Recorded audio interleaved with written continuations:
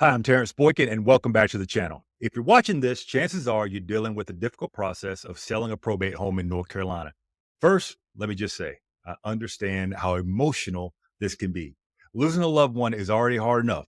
And when you add the stress of handling their estate, things can feel overwhelming. Selling a home that belonged to a family member often brings out grief, family disagreements, and difficult situations.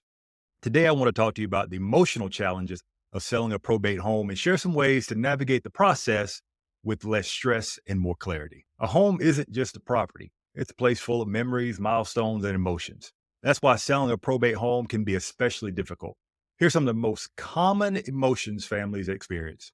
First is grief. Letting go of a loved one's home can feel like you're letting go of them. Next is guilt. Some people struggle with selling because they feel like they should keep the home in the family. Conflict. Disagreements among heirs can create tension, especially if some want to sell and others don't. And then finally, overwhelm.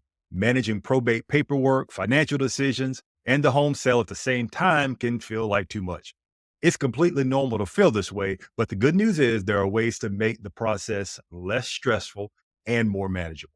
If you're struggling emotionally with the sale, here's some ways to make things easier.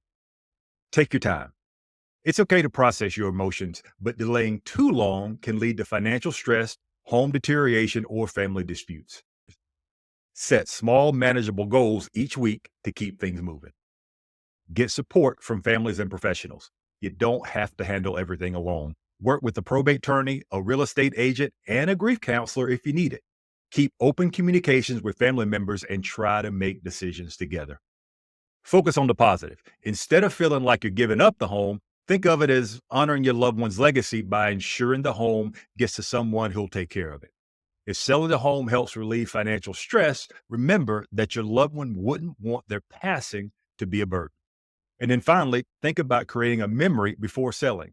Take photos, keep a meaningful item from the home, or even hold a family gathering before you list it. This can help create closure and make the transition feel more intentional. These steps won't take away the sadness completely, but they can make the process feel less overwhelming. One of the biggest challenges in probate sales is when the heirs don't agree on what to do with the home. Here's how to handle it. Have an open conversation. Sit down and discuss everyone's feelings and financial situations. Some family members may want to keep the home for sentimental reasons, while others may need the proceeds from a sale. Consider a buyout option. If one heir wants to keep the home, they may be able to buy out the other shares. A probate attorney can help you structure this. Use a neutral third party. If discussions become tense, having a mediator, attorney, or real estate professional involved can help keep emotions in check. And most of all, remember the long-term impact. Remind everyone involved that probate can be a long process, and holding on to the home can create financial burdens if it's not properly maintained. Keeping emotions in check and focusing on practical solutions will help prevent unnecessary delays. If your family is struggling with this decision, here's some things to consider. Selling the home. That's the best option if the heirs want to divide the proceeds and move on. It avoids ongoing property taxes, maintenance, and legal complications. Renting the home. Renting a home provides income, but requires property management and maintenance. This works best if the home is in good condition and all the heirs agree on the management responsibilities. And then finally, keeping the home. It's ideal if an heir wants to live in it and can afford taxes and upkeep. Now, this does require clear legal ownership transfer to avoid future probate issues. Each family situation is unique, so it's important to weigh financial, emotional, and practical factors before making a decision. Selling a probate home in North Carolina isn't just a financial transaction, it's an emotional process. Just a reminder, you'll need to recognize and accept the emotions involved. Take small steps to move forward without feeling overwhelmed.